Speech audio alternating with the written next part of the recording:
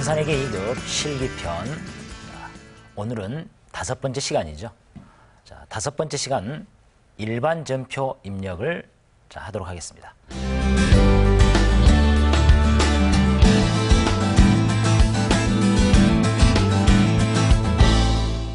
자, 지난 시간에 여러분들이 일반 전표 입력을 우리가 했었었는데, 지난 시간에 출금 거래에 대해서만 일반 전표 입력을 했었습니다. 자, 오늘 이 시간에는요, 바로 입금 전표와 대체 전표에 대해서 설명하고요. 그 다음에 기타 기능에 대해서도 여러분들 함께 같이 알아보도록 하겠습니다. 자, 그럼 먼저 여러분들 화면, 실기 화면이죠. 일반 전표 입력 열어보시고요. 자, 월은요 1월입니다. 그러면 지난 시간에 했던 바로 출금 전표가 자동 저장이 된 상태로 그대로 나타나죠. 자, 오늘 이 시간에는 입금 전표부터 살펴보도록 하겠습니다. 자, 자료에 보시면 입금 전표를 먼저 첫 번째 입금 전표 1월 3일자 내용을 한번 우리가 입력을 해보도록 하겠습니다. 1월 3일 현금 50만 원을 보통 예금 통장에서 인출하였다, 이렇게 문제가 지문이 제시가 됐네요. 그러면 현금 50만 원을 보통 예금 통장에서 인출했으니까 우리가 분개를 하게 되면 당연히 보통 예금에서 그만큼 인출한 만큼 줄어들겠죠. 그래서 대변에 보통 예금이 되겠고요. 그 다음 당연히 회사 입장에서는 현금을 찾아가지고 회사로 가져왔겠죠. 회사 입장은 현금이 들어왔네요. 즉 현금이 증가했죠. 그래서 차변에 현금 50만 원, 이렇게 분개가 이루어집니다. 그러면 우리는 일반 전표 입력을 하실 때 반드시 우리가 눈에 쉽게 띄는 바로 현금부터 대체적으로 우리가 입력을 하는 경향이 많은데, 그렇게 입력하는 것보다는 거래의 흐름대로 우리가 직접 은행에서 인출증을 써서 현금을 찾죠. 그렇죠? 그럼 통장에서 어쩝니까? 그만큼 줄어들 거예요. 그리고 현금 받아서 회사로 가지고 들어오죠.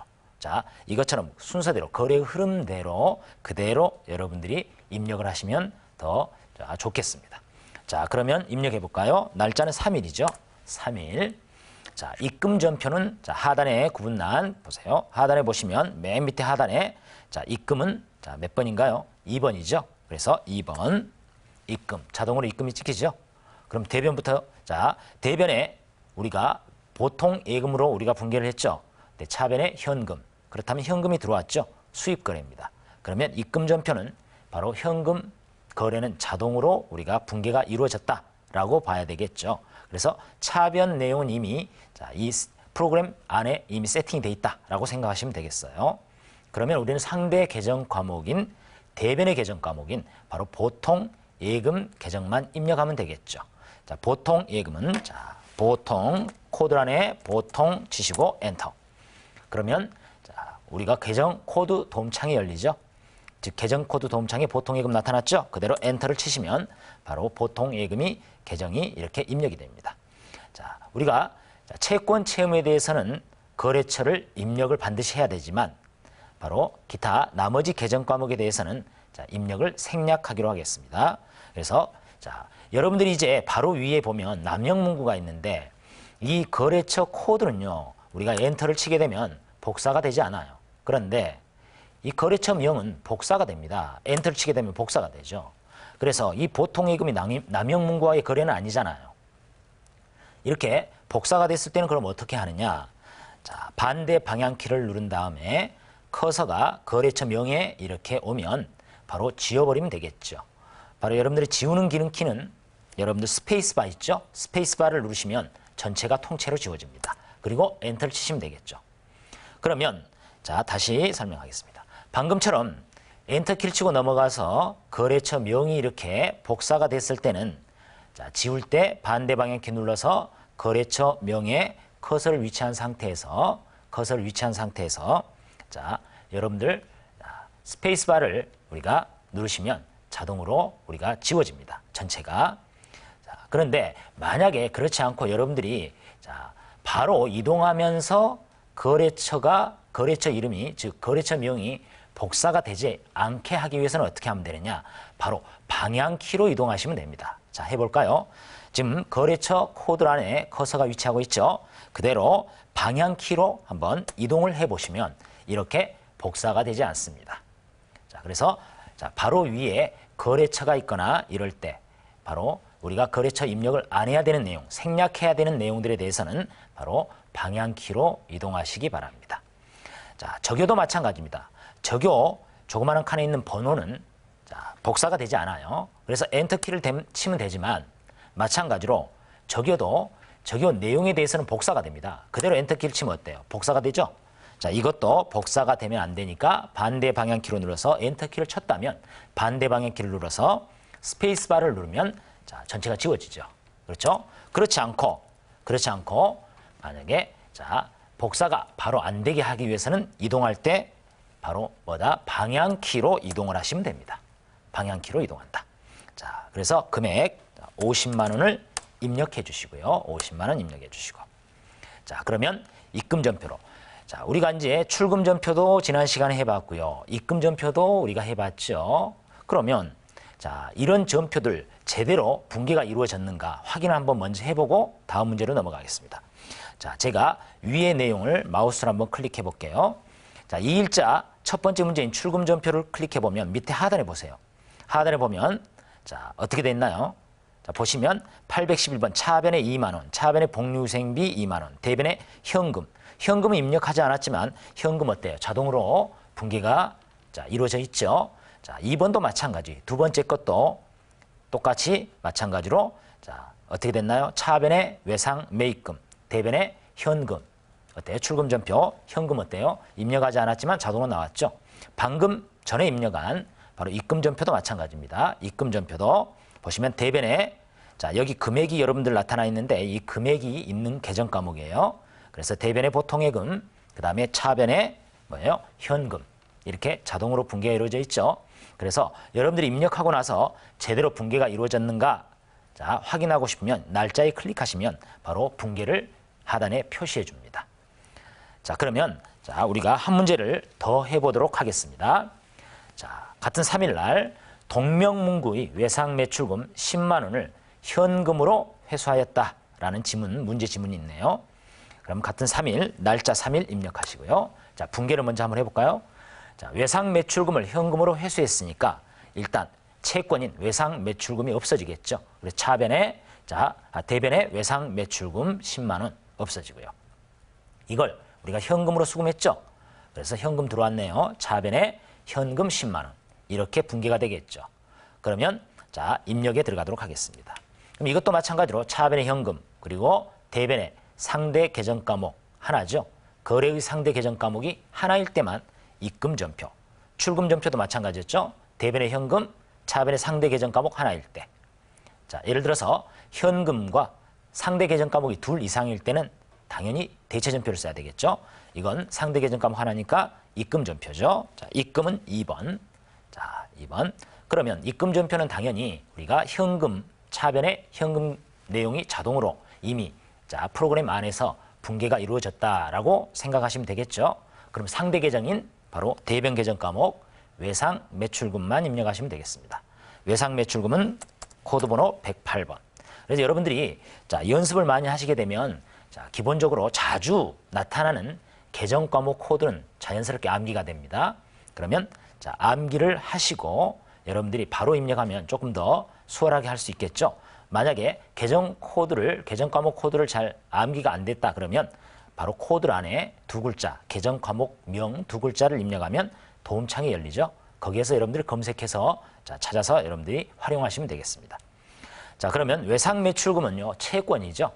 채권 채무에 대해서는 반드시 거래처를 입력하라고 자, 우리가 자, 설명을 했습니다. 그러면 거래처를 입력해야 되는데 이 외상 매출금 거래처는 매출처 어디냐? 바로 동명문구죠. 자, 동명문구. 그러면 자, 거래처 입력할 때도 마찬가지로 거래처 코드 안에 동명 치시고요. 엔터. 그럼 어때요? 거래처 도움 어때? 창이 뜨죠. 여기에서 동명문구를 그대로 선택하시면 되겠죠. 그리고 적요 입력은 생략한다고 그랬죠. 자, 지금부터는 적요 입력 생략하겠습니다. 그래서 자, 시험에서는 적요 입력은 생략하기 때문에 입력하지 않고 넘어가도록 하겠습니다. 그대로 엔터, 엔터. 바로 위에 자, 우리가 적용 내용이 없을 때는 그냥 엔터키를 쳐서 넘어가면 되겠어요. 자, 금액은 10만 원이죠. 10만 원. 자, 엔터. 자, 방금 입력한 입금 전표에 대해서도 한번 확인해 보면 하단에 어떤가요? 하단에 자, 대변의 외상 매출금, 차변의 자, 현금 어때요? 제대로 나타나 있죠. 자, 이렇게 자, 입금 전표를 입력하시면 되겠습니다. 자, 그러면 자, 다음은 대체 전표죠.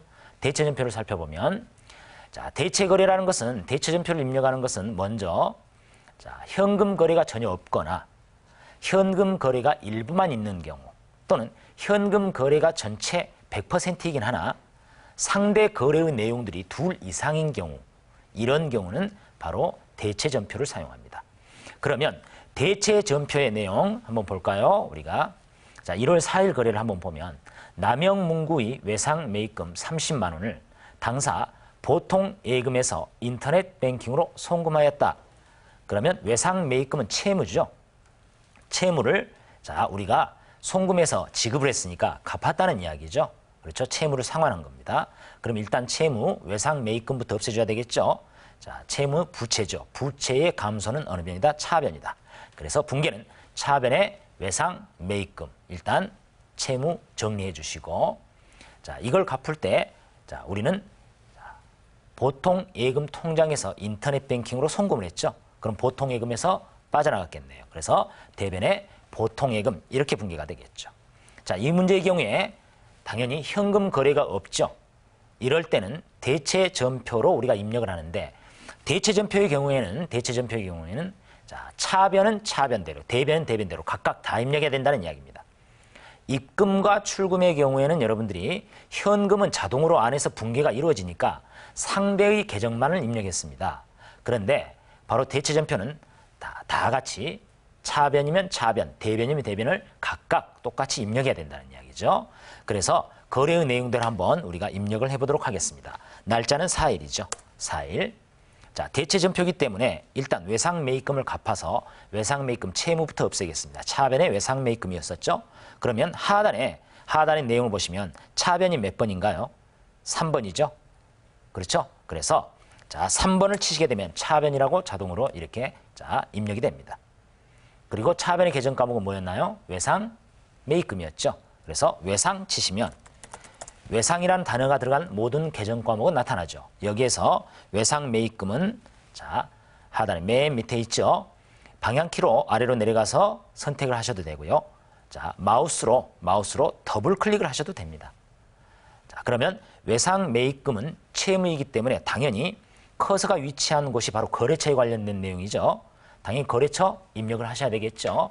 자, 거래처는 어디입니까? 남영문구죠. 그래서 남영 두 글자 쳐서 엔터. 그래서 거래처 도움창이 열리면 맞으면 그대로 선택해서 엔터. 자, 적용은 생략하도록 하겠습니다. 엔터, 엔터. 자, 금액은 당연히 30만 원이죠.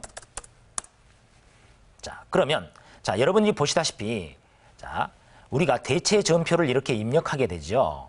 그러면 자, 한 줄을 입력했을 경우 위에 상단에 보면 대차 차익이 빨갛게 이렇게 나타납니다. 30만 원 나타났죠? 그런데 보니까 플러스 30만 원이라는 이야기는 차익이 플러스인 경우는 어때요? 대변이 아직 분계가 이루어지지 않았다. 그렇죠? 그러니까 대변이 아직 분계가 안 됐다는 이야기죠. 이 차익은 여기도 나타나지만 바로 하단에 바로 분계 입력창 바로 밑에도 빨갛게 이렇게 차익이 뜬다는 거. 그래서 항시 차익은 대체 전표를 입력할 때는 차익을 꼭 확인하시기 바랍니다. 입금 출금은요. 한 줄만 입력하기 때문에 입금 출금은 대차 차익이 나타나지 않습니다. 왜? 금액 찍어진 걸 상대 현금 계정으로 바로 동시에 분계가 이루어지니까 차익이 발생하지 않죠. 하지만 대체 거래에 대해서는 발생한다는 것을 명심하시기 바랍니다. 그래서 같은 날 것 또 한 줄 더 입력해야죠. 자, 그대로 엔터 치시면 날짜가 복사되고요. 이번에는 대변이니까 맨 하단의 구분에 대변은 몇 번인가요? 4번이죠. 4번. 대변 계정 과목이 뭐였나요? 자, 보통예금이었죠. 그래서 보통예금은 103번. 자, 그럼 보통예금은 거래처 입력하지 않죠. 근데 바로 윗칸에가 거래처가 있기 때문에 거래처 명이 복사되겠죠. 복사되게 되지 않게 하기 위해서는 방향키로 이동하시고요. 금액은 자동으로 어때요? 자, 대체 전표일 때는 이처럼 금액이 차이 나는 금액만큼을 자동으로 찍어줍니다. 다른 추가로 더 입력할 내용이 있다면 어때요? 금액을 직접 찍어야 되겠죠. 이 나타나 있는 금액을 지울 필요는 없어요. 지우지 마시고 바로 그 위에다가 덮어쓰기를 그대로 하시면 되겠습니다. 자, 30만 원 맞으니까 그냥 엔터를 치시면 되겠죠. 자, 엔터를 치시면 되겠고. 자, 됐죠? 자, 그래서 4일자 거래를 입력했고요. 자, 하나 더 해볼까요, 우리가? 자, 1월 5일 날, 자, 양재문구, 자, 코드 번호 302번, 등록번호는, 자, 사업자 등록번호죠. 대표자 박양재. 업태, 도매, 종목문구, 주소 생략으로부터 상품 60만 원을 매입하고 대금 중 절반은 현금으로 지급하고 나머지는 외상으로 하였다라는 문제가 제시됐네요.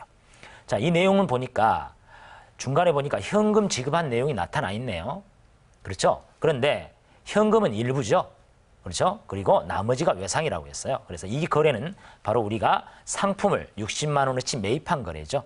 그래서 자, 분개를 해보면 일단 상품 60만 원 차변에, 자, 매입을 했으니까 차변에 상품 60만 원. 자, 대금 결제는 대변에 현금 나갔죠. 그래서 대변에 현금 절반이니까 30만 원. 그리고 나머지 절반은 외상으로 매입했으니까 외상 매입금 30만 원. 이렇게 분개가 되겠죠. 그럼 한번 입력해 볼까요? 날짜 5일. 자, 일단 상품이 들어왔습니다. 차변 3번. 자, 상품 치시고요. 상품. 자, 거래처 입력할 필요 없죠. 자, 금액은 60만 원이네요. 자, 그러니까 위에 대차 차익이 생겼죠. 60만 원. 그렇죠. 아래에도 차익 60만 원. 아직 분기가 안 끝났네요. 그대로 엔터. 같은 날이니까 그대로 엔터. 자, 대변 거 이제 입력해야 되겠죠. 대변 4번. 자, 대변에 현금이니까 현금은 101번입니다. 101번. 자, 거래처 저기요 생략하고요. 자, 금액은 30만 원. 60만 원인데 어때요? 30만 원만 입력해야 되니까 60만 원을 지우지 마시고요. 그냥 위에 30만 원을 입력하세요. 덮어쓰기 되니까. 자, 됐죠? 그랬더니 이제 차익이 30만 원이죠. 상단에 여러분 보시다시피 차익이 30만 원이에요. 그리고 중간 분개 입력한 밑에도 30만 원 차익이 떴죠. 자, 그 다음 같은 날짜 한 줄 더 입력해야 되겠죠? 그대로 엔터. 대변이죠? 대변 거 하나 남았죠? 자, 대변에 외상 매입금이죠. 외상. 자, 외상 매입금. 자, 마우스나 방향키를 이용해서 자, 입력하시고요. 자, 외상 매입금은 채무이기 때문에 당연히 어때요? 거래처 입력을 해야 되겠죠. 자, 거래처 입력합니다. 거래처는 어딘가요? 양재인데 이때 주의할 것은 자, 보니까 새로 거래처 자, 등록번호라든가 코드가 나왔죠. 그러면 이 안에 양재가 없다는 이야기입니다. 양재 문구가 없다는 이야기예요. 그러면 어떻게 하라는 얘기예요? 새로 입력하면서 동시에 거래처를 등록하는 것입니다. 그럼 어떻게 하느냐? 바로 자, 거래처 코드 안에 지금 커서가 위치했죠. 그러면 임의의 코드를 부여합니다. 임의의 코드는 여러분들 금액 입력할 때 0이 3개 동시에 붙는 기능키가 있었죠. 뭔가요? 그렇습니다. 플러스 키죠. 그래서 플러스 키를 이렇게 치게 되면 자, 0이 임의의 코드가 부여가 되죠. 00000. 자, 여기에 거래처 명은 우리가 입력하고자 하는 등록하고 새로 등록하고자 하는 거래처 양재 문구를 입력하고 엔터를 치면 이 안에 거래처가 등록되지 않는 거래처인 경우는 이처럼 팝업 창이 열립니다. 거래처 등록 창이 뜨죠. 여기에 우리는 자, 코드 번호 부여된 게 302번으로 부여됐네요. 그래서 302번. 됐죠? 그리고 난 다음에 밑에 하단에 버튼이 있어요. 팝업 창에. 버튼이 있는데 등록이 있고 수정이 있고 취소가 있는데 등록 버튼을 누르게 되면 추가적인 내용을 입력할 수가 없어요. 그러면 어떻게 해야 된다? 수정 버튼을 눌러야 되겠죠. 추가적인 내용, 등록번호라든가 또는 업태 종목, 대표자, 사업자 등록번호 입력하기 위해서는 수정 버튼을 이렇게 클릭을 해서 자, 해주면 하단에 거래처 등록 창이 이렇게 열리죠.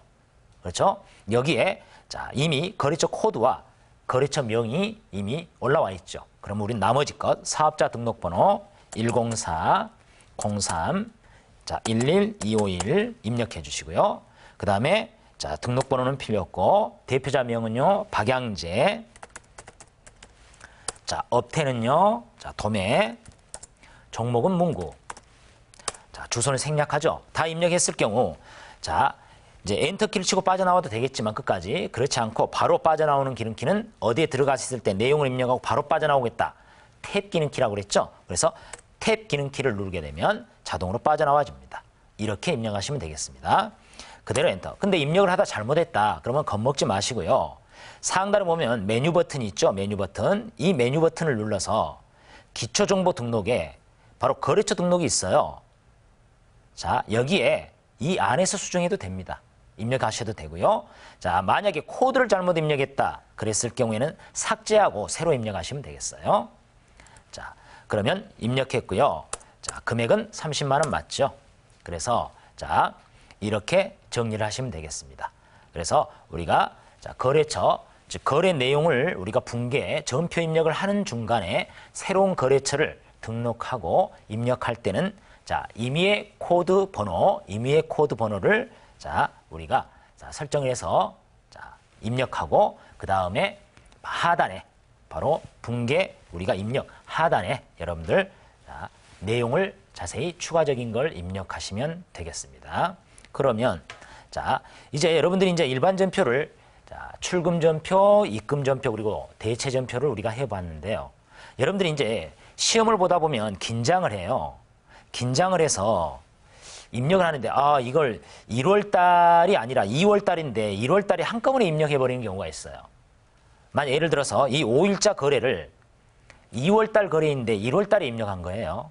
겁먹지 마시고 이거 지우고 다시 2월 달에 가서 새로 입력하고 그럼 시간이 많이 걸리겠죠. 그러지 마시고요. 위에 보면 상단에 복사라는 툴바 자, 이 버튼이 있어요. 여기에 보면 조그마한 역삼각형 버튼이 있죠. 이걸 클릭하게 되면 이동이라는 메뉴가 나와요. 그렇죠? 그러면 어떻게 하느냐? 먼저 우리가 이동하고자 하는 2월 달로 이동하고자 하는 바로 거래 내용을 앞에 체크칸이 있죠. 사각형으로. 아무 칸이나 하면 이 전표 전체가 체크가 됩니다. 체크가 되죠? 자, 그러면 체크가 되면 여기에서 자, 위에 복사에 있는 버튼 옆에 역삼각형 버튼을 어때요? 클릭하셔서 자, 이동 버튼을 누르시고요. 자, 우리가 이동하고자 하는 날은 2월이죠. 같은 날이라고 하죠. 2월 5일이에요. 그러면 자, 02월 05일을 치시고 그대로 밑에 하단에 확인 버튼을 누르세요. 확인 버튼. 그럼 어때요? 1월 달에서 사라졌죠? 그러면 2월 달 확인 한번 해볼까요? 자, 2월 달 클릭하시고 엔터 딱 쳤더니 5일자 왔어요, 안 왔어요? 왔죠? 즉, 여러분들이 시험 보다가 실수로 월을 틀리게 입력했을 경우에 이렇게 이동을 하시면 됩니다. 여러분들이 만약에 2월 거래를 1월 거래로 입력하면 그 문제는 틀린 문제가 되겠어요. 그렇기 때문에 자, 이걸 활용하시면 되겠고요. 그 다음에 또 하나, 자, 1월 달 거, 자, 방금 이제 2월 달 거 이걸로 한번 해볼까요? 자, 이 5일 걸 1월 달에도 똑같은 거래를 우리가 하나 더 만들고 싶다. 금액뿐만 아니라 거래처뿐만 아니라 모든 거래 내용이 똑같다라고 판단을 하고 자, 똑같은 걸 그대로 복사를 한번 해보도록 할까요? 자, 이 경우에는 똑같이 자, 앞에 체크 표시를 하고 이번에는 이동인 경우에는 복사 버튼 옆에 조그마한 역삼각형 버튼을 눌러서 이동을 했습니다. 그런데 자, 우리가 똑같은 내용의 거래 내용을 복사를 할 경우는 이제는 복사 버튼을 누르세요. 복사 버튼. 자, 복사 버튼을 클릭해서 자, 월은 01월 똑같이 05일 해서 확인. 자, 그러면 2월 달에 5일 날 어때요? 거래는 그대로 있죠? 그러면 1월을 한번 열어볼까요? 자, 1월 엔터 쳤더니 어떤가요? 5일 날 게 올라와 있죠? 이렇게 5일 날 게 올라와 있고 5일 날 날짜를 클릭하게 되면 위에 상단에 보면 복사라고 이렇게 어때요? 뜨나요? 안 뜨나요? 뜨지요? 그렇죠? 이렇게 하시면 되겠습니다. 그 다음에 자, 우리가 만약에 이 입력을 하다 보면 여러분들이 특히나 수정 문제 같은 경우 자격시험을 응시를 할 때 수정 문제를 보면 갑자기 하나의 같은 전표임에도 불구하고 자, 차이가 발생하는 경우가 생겨요. 그럼 어떤 경우냐? 이런 경우죠. 제가 이제 하나를 자, 만들어 보겠습니다.